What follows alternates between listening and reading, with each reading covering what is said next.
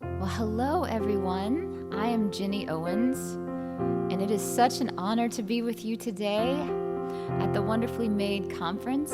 I do wish we were together in person, but I am so glad that we get to worship together wherever we are right now.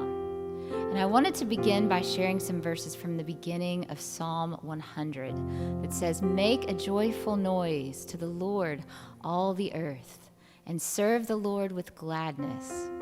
Come before him with singing. Know that he, the Lord, is God, and it is he who has made us, and we are his."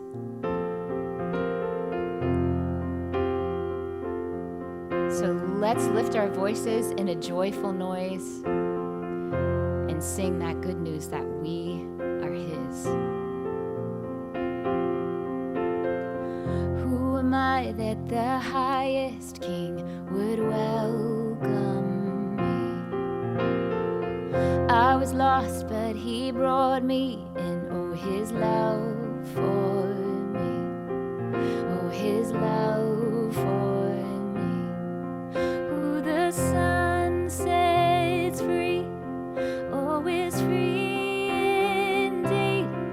I'm a child of God, yes I am. Free at last, he has ransomed me, his grace runs deep.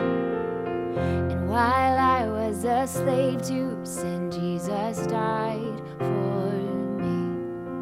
Yes, he died for me. Who the sun sets free, oh, is free indeed. I'm a child of God, yes I am. In my Father's house, there's a place for me, a child of God, yes I am. I am chosen, not forsaken. I am who you say I am. You are for me, not against me. I am who you say I am. I am chosen, not forsaken. I am who you say I am. You are for me, not against me. I am who you say I am. Oh, I am who you say I am. Who the sun sets free, oh, is free indeed. I'm a child of God, yes I am. In my Father's house, there's a place for me. I'm a child of God, yes I am. I'm a child of God, yes I am.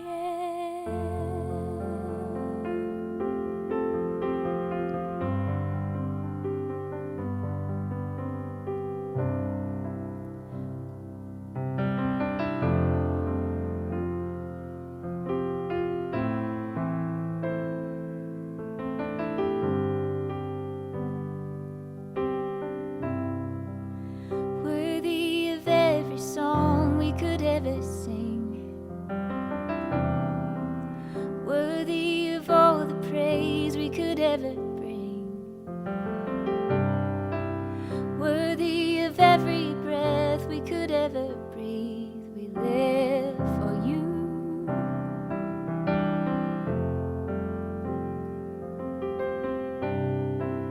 Jesus, the name above every other name. Jesus, the only one who could ever save. Worthy of every breath we could ever breathe. We live for you.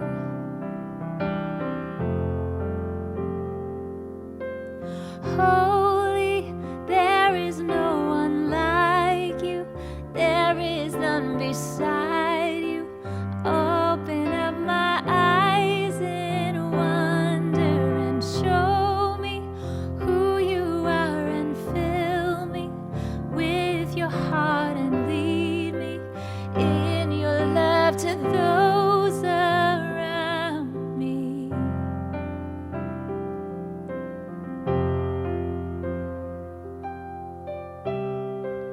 Jesus, the name above every other name.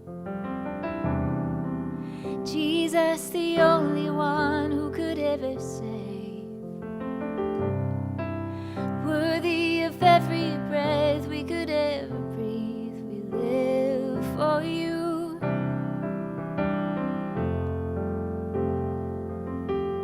Holy, there is no one like you, there is none beside you. Open up my eyes in wonder and show me who you are, and fill me with your heart and lead me in your love to those around me. And I will build my life upon your love. It is a firm foundation, and I will put my trust in you alone, and I will not be shaken. I will build my life upon your love. It is a firm foundation, and I will put my trust in you alone, and I will not be shaken.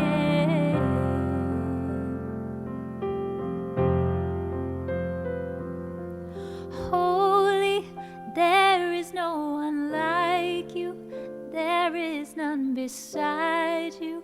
Open up my eyes in wonder and show me who you are, and fill me with your heart and lead me in your love to those around me.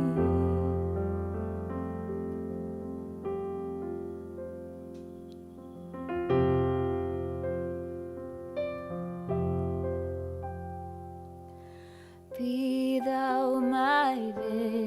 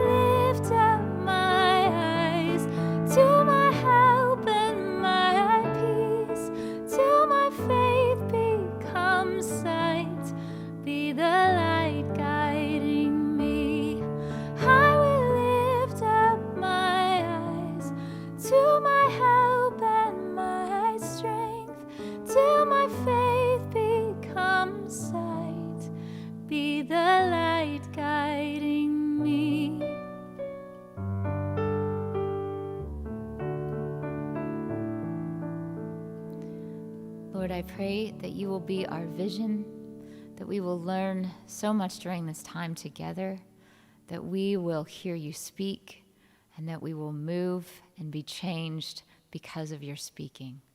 And we ask this in your holy and precious name. Amen. You guys have a wonderful day. Hi, and welcome again to the Wonderfully Made Conference. I'm Doc Hunsley from SOAR Special Needs, and we are so happy that you've been able to be with us this week. And oh my gosh, Jenny, what an amazing time of worship that was just now.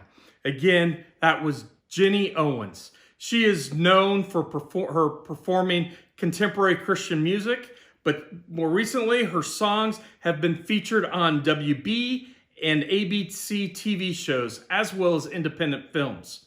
She has had 3 albums chart on Billboard album charts in the 2000s. Jenny has also been blind since the age of 3, and she owns 3 Dove Awards. She's also won the New Artist of the Year Award in 2000 and the Inspirational Recording Song of the Year Award in 2001 for the song Blessed. And if you want to see more about her music and learn more about Jenny, I encourage you to go to her website, which is GinnyOwens.com, and that's Ginny, G-I-N-N-Y, Owens, O-W-E-N-S.com. But what an amazing gift and blessing to have you lead worship for us today. So thank you so much, Jenny. Well, again, we encourage all of you to check out our VIP subscription. Great opportunity for you. And today I'm very excited for this keynote. A good friend of mine, Dr. Steve Grcevich. And Dr. Stephen Grcevich is an MD, received that from Northeast Ohio Medical University, and he serves as the founder and president of Key Ministry. He is a child and adolescent psychiatrist who serves as the primary vision caster and spokesperson for Key, and plays an important role in Key's efforts to develop collaborations with church leaders, professionals, and organizations both within and outside the disability ministry movement. He blogs at Church for Every Child. He is a regular contributor for both Moody Radio Cleveland and the ERLC, and frequently speaks at national and international ministry conferences on mental health and spiritual development. His first book, Mental Health and the Church, was published by Zondervan in 2018. In his professional life, he is an experienced clinician, teacher, researcher with over 35 presentations at national and international medical conferences, and a past recipient of the Exemplary Psychiatrist Award from the National Alliance on Mental Illness, otherwise known as NAMI. And so without further ado, let's hear it for Dr. Stephen Grcevich. Hi, I'm Dr. Steve Grcevich. I'm the president and founder of Key Ministry, and I'm honored that Doc Hunsley and his team at SOAR have given me this opportunity to share this special talk with you guys today. Part of what I had in mind when Doc extended this invitation is to talk a little bit about what disability ministry is going to look like after the pandemic is over. I don't know about you guys, but we work on an annual budget. And so when this conference wraps up, one of the first things on our agenda is going to be to begin planning for 2021. So what I thought I would do today is to spend a little bit of time kind of sharing with you some of my thoughts about where the field of disability ministry and where our movement's headed. And part of the way I'm going to go ahead and do that is to kind of share this as if it's like a modified SWOT analysis. So I'm going to start by talking a little bit about, where are we at now and what are some of the strengths of the movement at this point in time. We're going to talk about some of the challenges that we're likely to face, for as long as the pandemic is going on, and what church is likely to look like after that. And we're also going to take a look then at, what are some of the opportunities that God may be opening up to all of us, to be able to serve and to have an even greater impact, in the future when the pandemic's done, and thinking ahead even to the rest of this particular decade. So what I would like to do is to jump into the presentation at this point. But before we go too far, I wanted to take a couple of minutes to honor Barb Newman. And as some of you know, Barb was one of the true leaders in our movement. She had an extraordinarily impactful ministry for many, many years, and is probably the most prolific author on topics related to disability in the church. And Barb, as some of you know, found out this past June that she had uterine cancer that spread to her brain, and within 3 months later, she was home to be with the Lord. And I can't understate the extent to which Barb's reunion with Jesus, is a setback for our movement. When I first started getting involved with traveling with disability ministry, it's probably around 2006 that we did our first big conference at McLean, when that's the one thing that everybody around the country would get together and do. It was my first time at something like that, but at the time that conference took place, one of the things I'd had the privilege to be involved with was, some professional activities and some research reviews with literally the top people in the world in child mental health. And so, I had certain expectations for how people communicate and how they teach going into this field and when I was going to my first conference. And one of the things that I was struck by was that Barb had the knowledge and the communication skills to be able to hang with any of those people. That the resources that she created and the teaching that she offered was of that quality.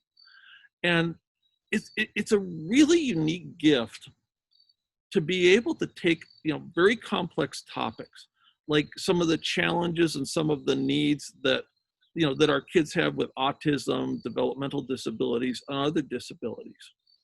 And to be able to communicate that in a way to parents and volunteers that they can easily understand and grasp how to help. And so Barb, I think, did that better than anybody that I've come across in our field.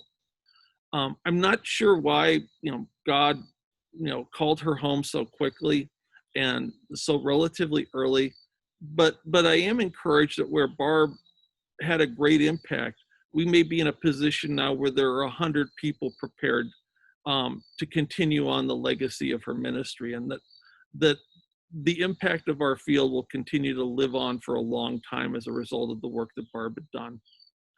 So getting past that for a minute and kind of taking a look at where we are and one of our strengths, one very obvious strength has to do with the number of leaders that God is calling to disability ministry. Remember, starting off again, this is 2004, 2005, 2006. We really struggled to make connections with maybe 10 people at that point in time. And we're now north of 2,000 leaders just in the special needs and disability ministry forum that we help to moderate on Facebook. For any of you who aren't a part of that, I want to extend a warm invitation for you to join. Just go to Special Needs and Disability Ministry Leaders on Facebook, click that you want to join. They'll ask you a couple of questions, but we very much want you to be part of this conversation.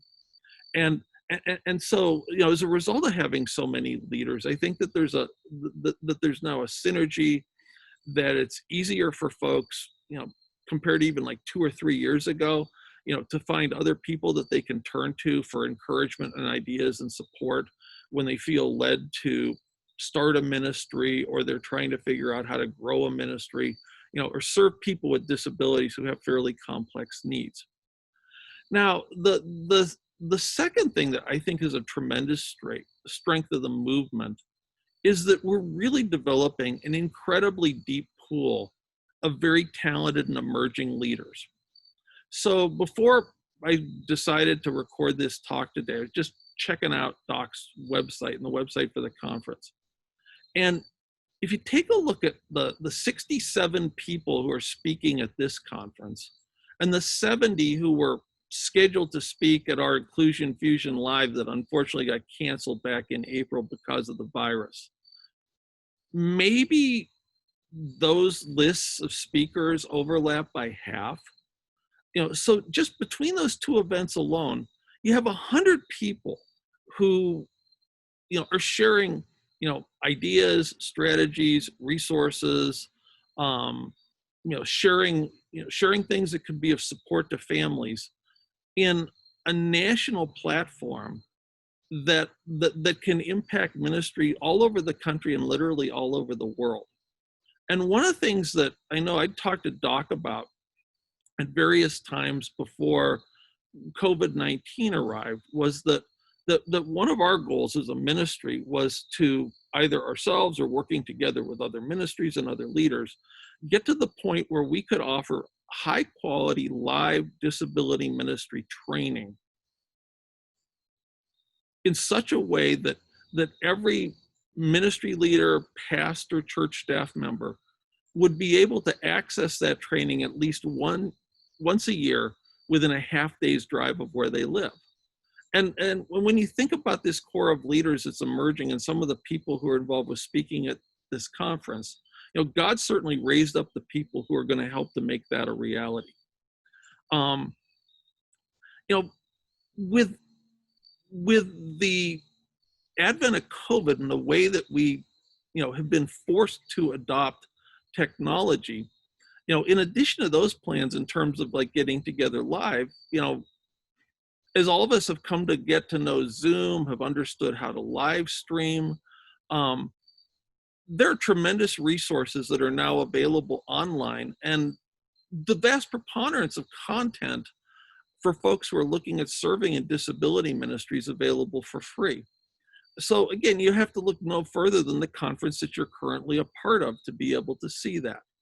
So that one of the things I think that we're going to see going forward is that there are going to be more and more events like this and more opportunities for folks to be able to access this type of training and these types of resources remotely from where they are.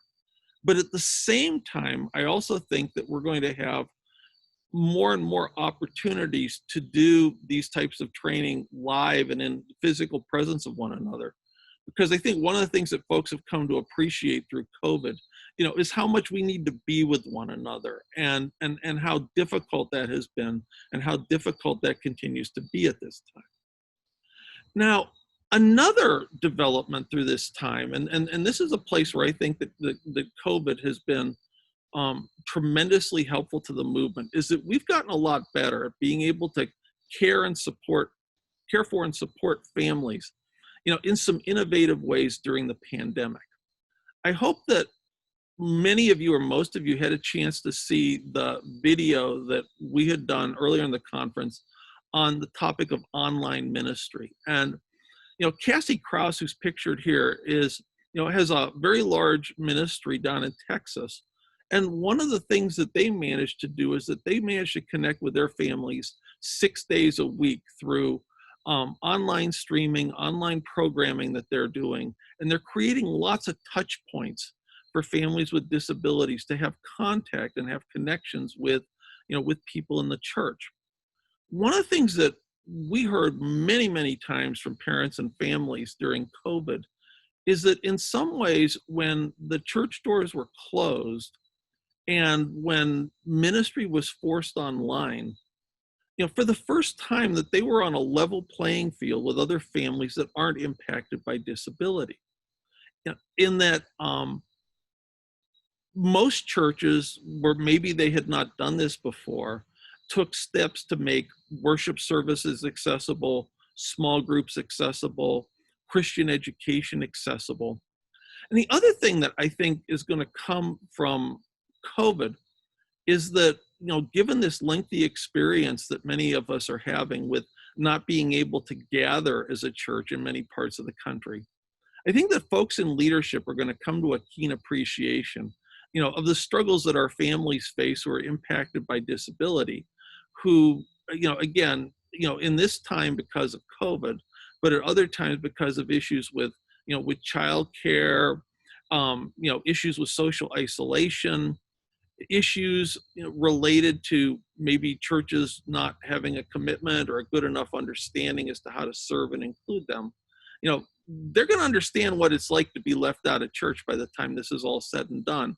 And my hope would be that when COVID is done and behind us, in terms of having to take special measures and to be engaged in social isolation, that our leaders are going to remember this time, and think about the impact that their ministries have had on families who've had special needs during this time. Now, one of the other incredibly powerful developments that we witnessed over the last 12 months is the explosion of just multicultural ministry and folks, again, folks from different church traditions, folks from different ethnic traditions and cultures, getting together and sharing with one another and looking for ways to work together. If you take a look at the slide up on the screen now, you just consider like some of the emerging leaders in the field. That DJ Chung did an online event that we were involved with about 2 weeks ago, where he was spending a lot of time, and he has a podcast talking about the impact of shame when it comes to mental illness and disability in the Asian community. We're seeing some wonderful things happen in African American churches in terms of mental health ministry.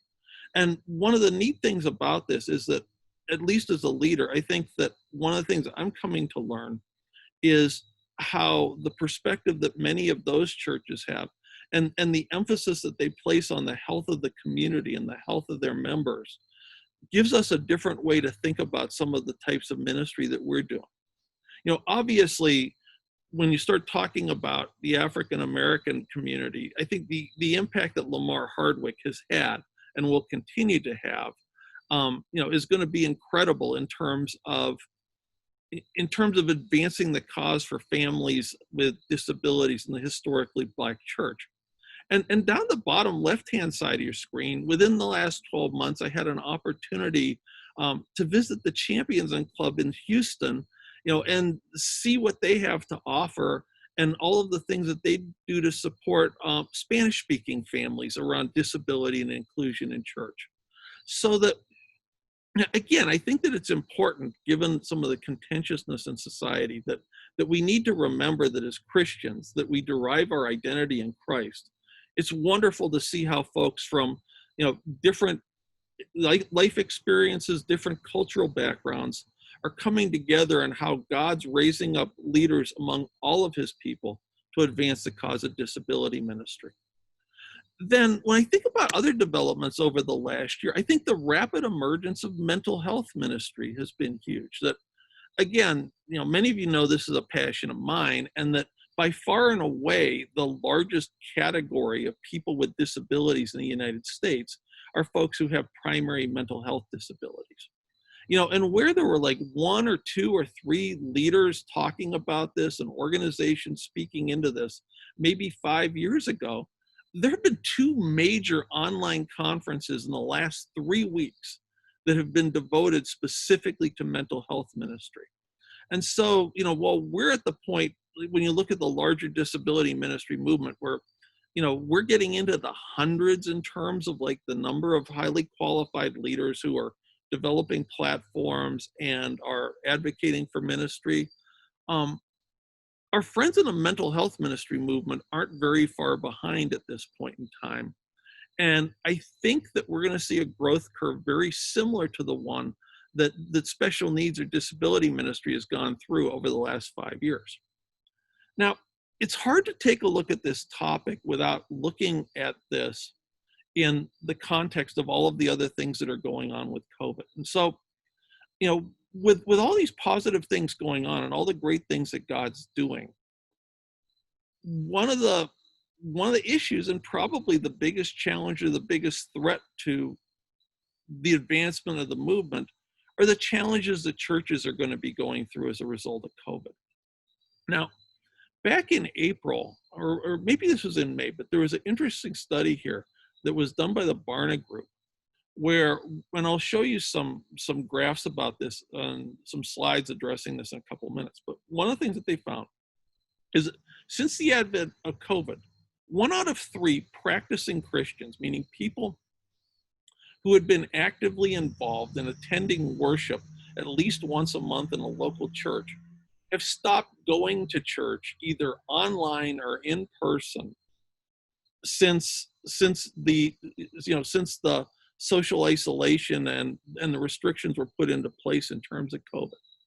David Kinnaman, who's the president of Barna Group, and for those of you who aren't familiar, they do a lot of research regarding issues in the church and different cultural issues. He was on a podcast, I believe back at the end of August, where one of the things that David predicted was that 1 in 5 churches in the United States could end up being closed permanently within the next 18 months. Now, so that the church is going to be facing a truly unprecedented set of challenges, not only over probably the next year. And again, as your friendly neighborhood evidence-based medicine professor within the disability ministry field, we're preparing for the social restrictions and social distancing to probably be continuing through the summer of 2021. But you take a look at this Barna survey that we talked about a moment ago, and you do like a deeper dive. Out of folks who were regular church attenders before the middle of March, when everything got shut down, only 35% of them continued to attend, and had only attended their pre-COVID church. Almost 15% had switched churches during this time. A third, again, had stopped entirely, attending their church or doing online services during COVID. And then there's another group of people who are doing the online equivalent of church hopping and checking out sermons and teachings and messages from different churches.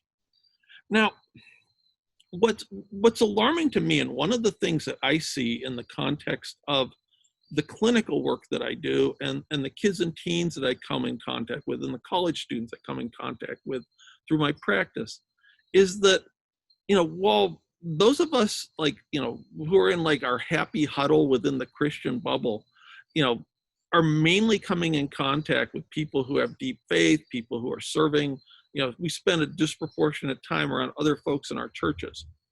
I can tell you right now that we're losing an entire generation of our youth to Christianity. And this is clearly extended into our younger adult populations. So if you take a look at church attendance by generation since COVID started, half of the millennials have stopped attending church, and 35% of the Gen Xers. So when you think about ministries that are serving, again, families who have, kids, teens, young adults with significant disabilities, increasingly folks who would fall into those demographics and folks in that age group are seeing less and less of a need for church. And that it's going to be very, very difficult once this is all over to get folks to change their habits. The folks who were maybe lukewarm attenders, who weren't tremendously connected, once they've gotten into sleeping in on Sunday and going out for brunch or doing whatever it is that they do and get out of the habit of attending church, it's very likely that a lot of these folks aren't going to be coming back. And so part of what we have to wrestle with is that in a lot of ways, we're only as strong as the churches we serve. And within the last month, we're based in Ohio, and we had heard of 2 different churches that, because of budget crises, had to defund positions for their special needs ministry director, including one at a church that for an extended period of time was probably the leader in our state in terms of having the most impactful disability ministry.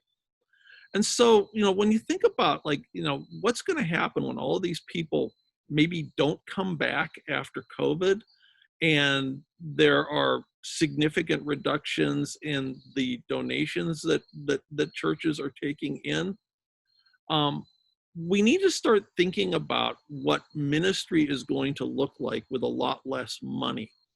Because in the corporate culture, last hired, first fired.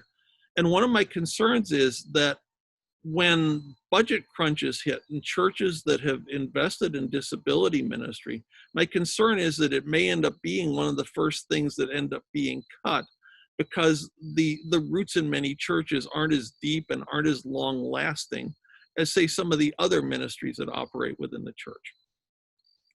Folks, I think, also need to be aware, and because I have this life in medicine, particular academic medicine, outside of the stuff that I do in disability ministry, one of the things that I don't think that folks within our Christian community have grasped is the level of antipathy toward Christianity, among many, many people in the surrounding culture. And so, where for a long time, and, I think about, like, my daughters go to school in the South. My daughter and son-in-law are living in Alabama, going to med school down there. And there are parts of the country where people are a part of church because that's the thing that you do in that community. And, it's one of these things, and this is totally inappropriate, by the way, but it's one of these things where it's almost like you need to be sort of part of that, to be, part of the pulse of the community, and people look upon you in a certain way.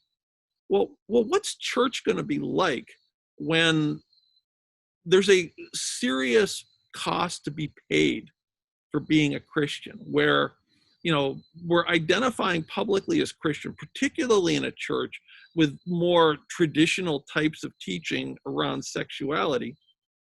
You may lose your job. You may have people protesting your business. Your kids are going to be hearing very, very different messages in school and coming home and asking lots of questions. And so one of the things I think we have to worry about, especially in light of the number of people who have, in a sense, disappeared and detached since the beginning of COVID, is, how many of our folks are really going to hang in there when they might have to pay a price in terms of friendships, in terms of status, and actually in terms of income and employment by publicly identifying as Christian?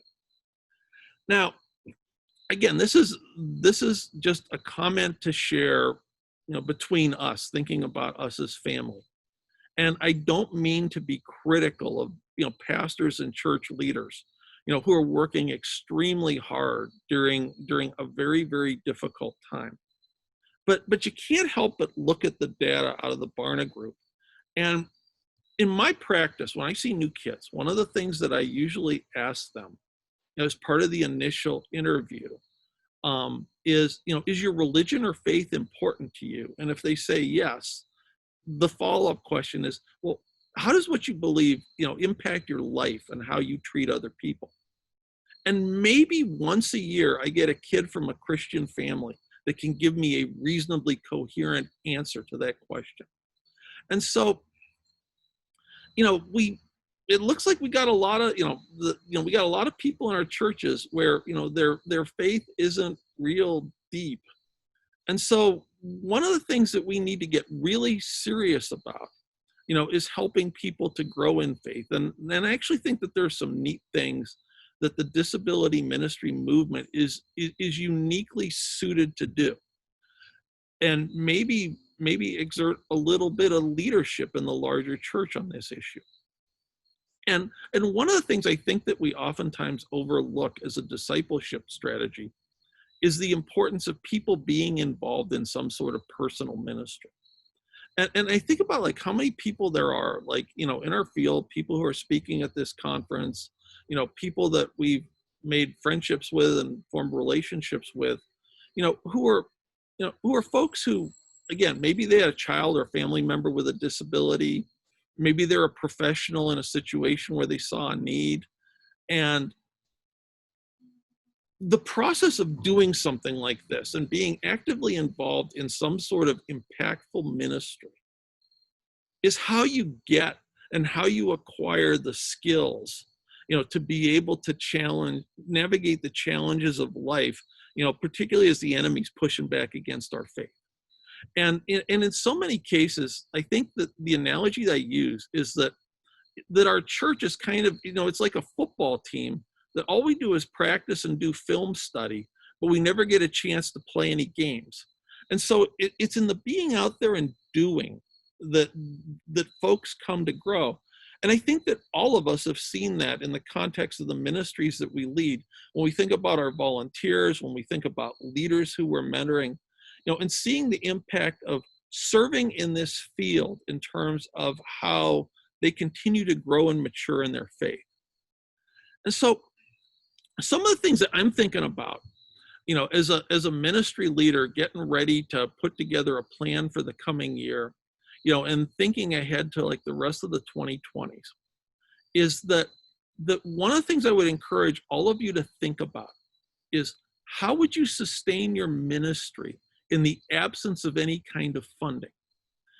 Do you have resources, or do you have people who are committed enough to continue doing what you're doing if your donations were to drop significantly, or if the ministry that you were involved in, had all of your funding cut by the church or the parachurch ministry you happen to be connected with?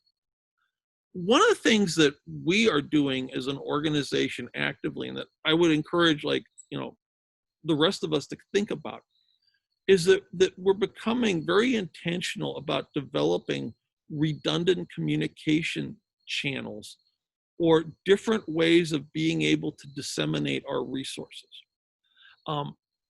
Those of you who, again, are actively involved with, social media, what's going on in the larger culture, are aware of the fact that a relatively few social media platforms, Facebook, which is particularly impactful for us, Instagram, Twitter, are becoming increasingly hostile to people of faith. And many folks are being silenced.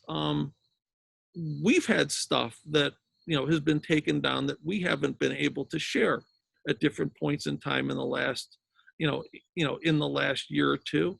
And even incidents where our ability to advertise and promote our resources has temporarily been taken away from us. So one of the things that we're thinking about doing is, how is it that we can stay in touch with one another? If the social media resources that many of us rely upon for promoting our ministry to the families we serve, and promoting our ministries to the churches that we serve, if those are no longer available to us. I think we also need to think about different challenges that, again, could potentially come if the people leading the government in the relatively near future are considerably more hostile to our faith and to faith-based organizations. I mean, we know that there are, if you take a look in the, in the public sector, that increasingly certain Christian organizations, are being pushed out of the social services field. The Supreme Court case that's coming up like later on this year, having to do with whether or not the Catholic Church in Philadelphia can continue to provide foster care and adoption services to kids who are served through the county there. One of the things that may not be a problem in the next couple of years, but I'm thinking about long-term is, what are we going to do if, faith-based organizations happen to lose their tax-exempt status at some point in the future? During a time where in many parts of the country, because of government edicts, churches are still closed, you need to think about like how you're going to continue to operate if, for various reasons, because COVID lasts longer than we want, that there are different laws and rules and steps taken by the government that make it harder for us to be able to sustain our ministries. One last thing that I would mention that I think most folks are totally unaware of, and I talked about this in terms of the hostility in the surrounding culture, but in particular, the hostility that there is within the fields that serve people with disabilities toward fellow professionals who are living out a more traditional Christianity. One of the things I would tell you is that, it's a unique experience to be interviewing for an academic position and to have people show up to protest because you're an evangelical Christian. There was an article, it's interesting, in the New England Journal recently, where one of the things that folks in academic medicine are struggling with is, how do we get people to follow recommendations regarding what to do for COVID? And part of the problem is that a lot of the folks who decide who gets into professional school, who gets into medical school, who gets promoted to the right places, are utterly and totally disconnected from anyone within the Christian culture. Now, it's something that you all need to think about. So that when we originally conceptualized our ministry, our strategy early on, we thought about 3 target groups. Again, we thought about church leaders, we thought about families, we thought about Christian professionals being an avenue through which this type of ministry could be promoted. Well, there's a good possibility that there are going to be fewer and fewer Christian professionals in the social work, psychology, mental health, and in the medical arena. And again, I say this as the father of, my daughter, my son-in-law in medical school, and I had to advise them not to put anything on their medical school application about their leadership positions in their campus ministry in undergrad and college, because I thought it would hurt them a lot more than it would help them at most places that they were planning to apply. Now, what are some of the opportunities that we're looking at going forward? And in particular, one of the big ones I think that we're going to want to consider after the pandemic is how we can expand the use of the online resources that our churches have developed to create many more touch points during the week for the families that we serve. Maybe that one of the reasons why, a third of the folks stopped attending church whatsoever, and half of the people aren't following up with their own church during COVID, is that their once a week contact where they came in for 20 minutes of worship music and 35 to 40 minutes of teaching may not have been doing it for them. And so that, if we want people to be connected, if we want people to stay in the body and we want them to grow, conversations, interactions need to be part of everyday life. And for 5 or 6 years, I've probably been banging on the drum, wanting, churches to take a look at how they could use technology to serve families in their disability ministries.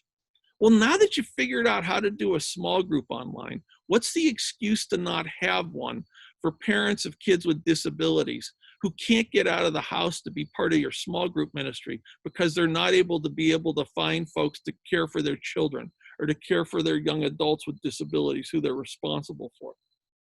This is also a tremendous opportunity for churches to think about developing some disability ministry specific types of support groups. Again, including specifically other families within your ministry with disabilities. Within the mental health field, we are seeing an explosion of Christian-based mental health support groups that are being created by 2 organizations in particular, Mental Health Grace Alliance and Fresh Hope. And so within a period of a couple of years, it's gone from having 10, 15, 20 of these groups around the country to literally hundreds in churches in most states. And so I think that we're going to see, during the next year or so that we're still wrestling with COVID, and beyond that, as folks have gotten comfortable with the technology, I want you to think about the different ways that you can continue to use technology in your ministry, or to be able to do new things to offer your families and to offer, the individuals that you're serving outside of worship services on Sunday, to help them to be connected, to develop friendships, relationships, to get support and to grow. Now, the next opportunity, and one of the things that was truly tragic about Barb going so fast from cancer was that one of the things that she was getting into and had been scheduled to speak about at our conference And this is something I've never really heard a lot of folks talk about, is disability inclusion for the older population, particularly a focus on inclusion, with older adults who have aging related disabilities. How can folks who are involved with memory care, continue to have, more meaningful experiences of church, more meaningful experiences of Christian community, even when they start to develop some cognitive issues. How do we help folks who are in like assisted living homes, maybe in nursing homes? How do we help them to be more of a part of the church than the way that they've been treated over the last 100 years? And I think that there are going to be tremendous opportunities there. And I would hope that God's going to raise up a generation of ministry leaders who are going to run with the ball with this topic and sort of finish the work that Barb was just beginning to start. The third thing to think about, and again, this is something that I spend a lot of time worrying about, as a parent of a couple of people who are going to be graduating from med school in the next couple of years, is that ultimately, I suspect that what's going to happen if our country doesn't fall apart in the meantime is that because of the expanding technology, with ultrasound, the imaging that we have, that we will continue to have fewer and fewer abortions, and that there may be a situation where abortion is available in some states and not in others.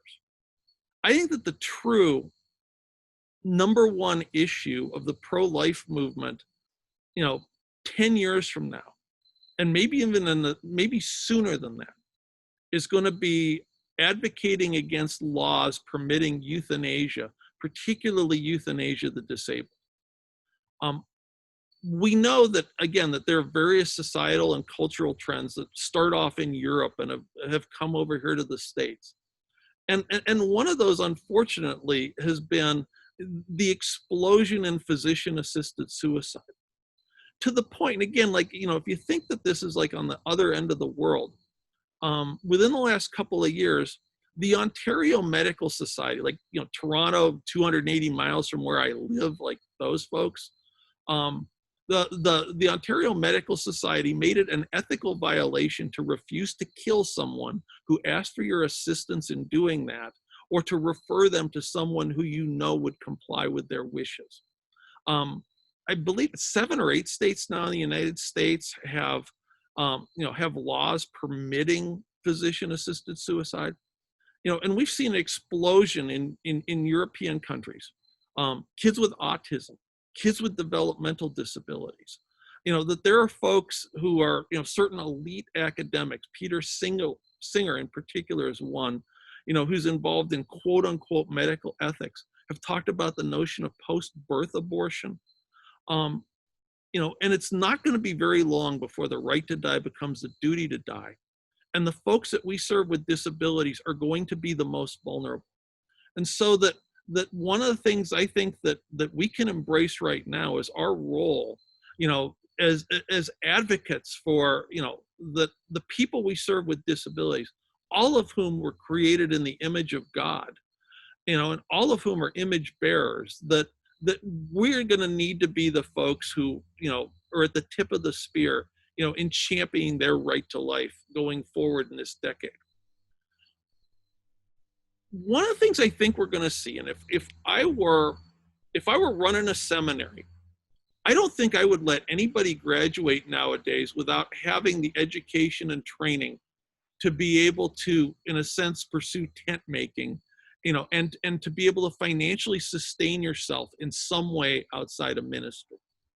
And that, again, you think about the people in our, movement, people, folks on my team who are working for Key Ministry. I think about Doc, and while we may not have like an MDiv degree, I mean, we're all working in ministry, but in our particular field, the model is that a great many of us are quote unquote co-vocational, where we have our ministry that we do, but there's also something else that we're doing to help us maintain a living. And so that I can see in churches where there are funding cuts that, that there may be people who are leading special needs ministries who are doing that because they don't need a check, or they can get by with less income because of some of the things that they're doing on the outside. How are churches going to be able to maintain their staffing levels? Like, when you think about this in years ahead, or if you think about, like, what would your church do if like a third of the people suddenly stopped coming and suddenly stopped donating to church? It's something that you need to think about. But the neat thing is that we actually have a model for how we've been able to rapidly grow our ministry. And I don't know about you guys, but we've done it without having a whole lot of financial resources. And then finally, one of the things that I would leave us with is that, when you think about the growing hostility in our culture and the way that Christianity's having less and less impact, a statistic that struck me recently was that between 2010 and 2020, there are 30 million more adults in the United States and 9 million fewer adult Christians in the United States. So that the number of people who identify with our faith is rapidly diminishing.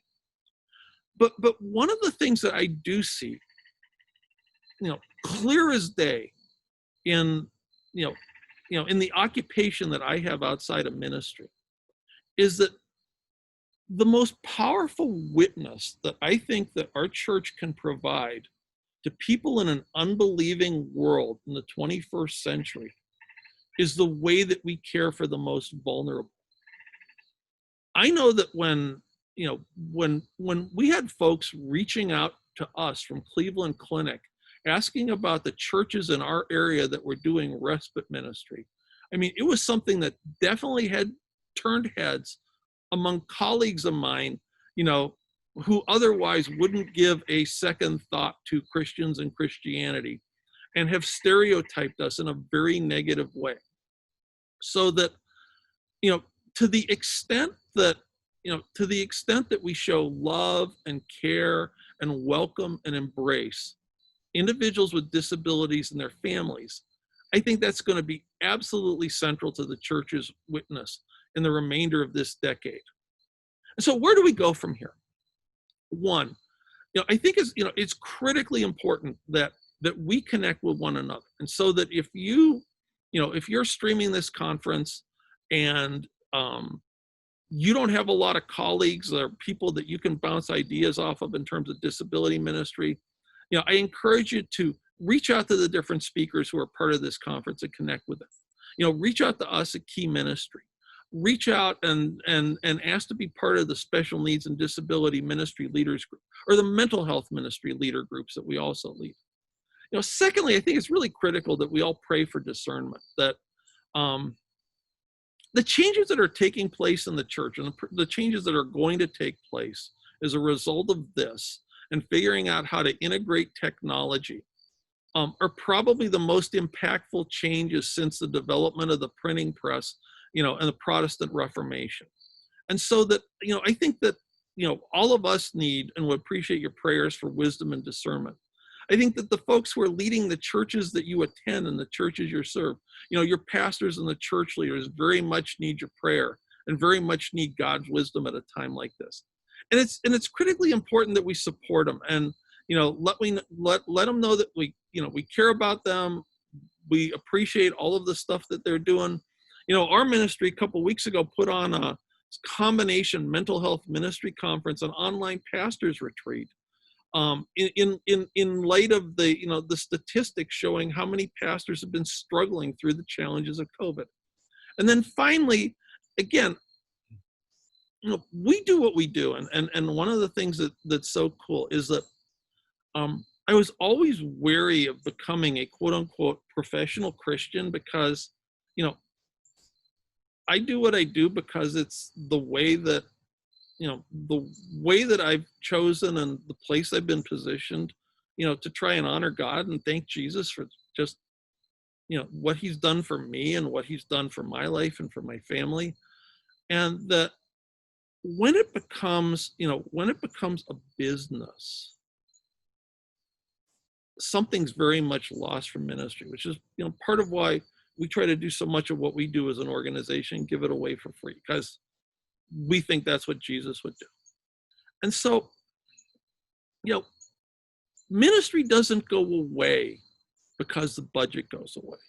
And so, I'd encourage all of us to think and to be creative, and to consider, like, what are some new ways that God may be directing us, and what are some doors that he's opening to serve, and what might it look like in a situation where we don't have as much money to do our work as what we did pre-COVID. So again, thank you so much to Doc.